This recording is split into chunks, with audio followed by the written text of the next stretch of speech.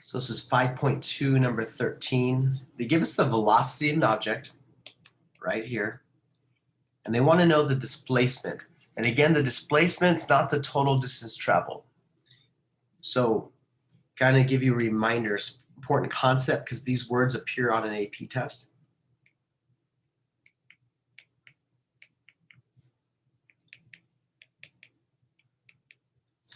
Suppose an object starts at 0 and moves to the right 3, then moves to the left 5. And I asked you, what's the distance traveled? You would say the total distance would be 3 plus 5. Oh, I don't like that color. 3 plus 5, I traveled a total of 8 units. But the displacement doesn't ask for total distance. It asks for the change in position. So here's the starting, and here's the ending. The displacement would be -2 because I ended up 2 to the left of where I started. I ended up -2. So displacement, you add up your positive and negative distances. And you don't have negative distance. We'll talk about that. But you move to the right 3. Left 5 would be -5. 3 minus 5 is -2. So your displacement, that's how you would get that. Okay? So that's what they want. And the way you find displacement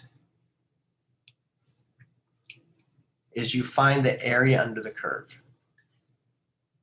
And so what does this look like? You know what? It doesn't matter what it looks like. I could kind of figure it out. If I put a 0 here, it's going to be 1.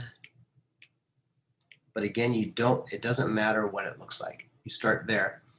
Now, as t increases, you go to 1, you're going to get 1/3, then 2, 1/5. It's going to continue to decrease. Like that.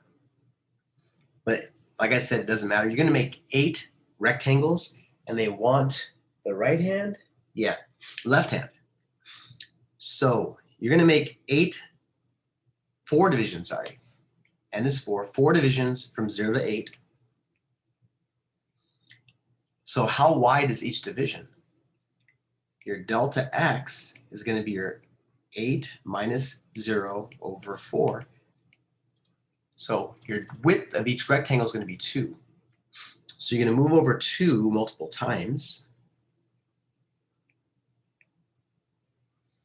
And you're going to go up the left-hand side. So the first one, I go up the left-hand side, create a rectangle, left-hand side, create a rectangle, left-hand side, left-hand side. And those are my 4 rectangles.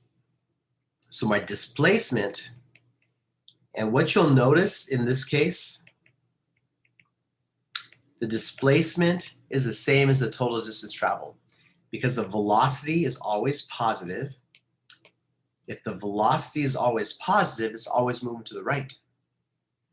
The area of this one and the area of that and the area of that. The area of each rectangle is the distance traveled. So that distance plus that distance plus that distance plus that distance gives you the total distance. Well, what's the area of a rectangle? It's the height times the width. So the question is, how high is it from here to here? That value there is v of 0 because that's 0. So the height of that rectangle is v of 0, and the width, all the widths are 2. We found that, so times 2. Now, if you look at your second rectangle right here, the height is right there. This is 2, because that was 0. It's going to be v of 2. So the value of the function at 2 will give you the height of that rectangle. So it's going to be v of 2, and the width of the rectangle is 2, because all these are jumping 2, because we found delta x. The third rectangle, the height is on the left side of that rectangle, so it's going to be right there. That's 4. So that point there is going to be v of 4. So the height of that rectangle is v at 4, and the width is 2. And we have the last rectangle right here, but the height is going to be from the left side at 6, and the y value there is going to be v of 6.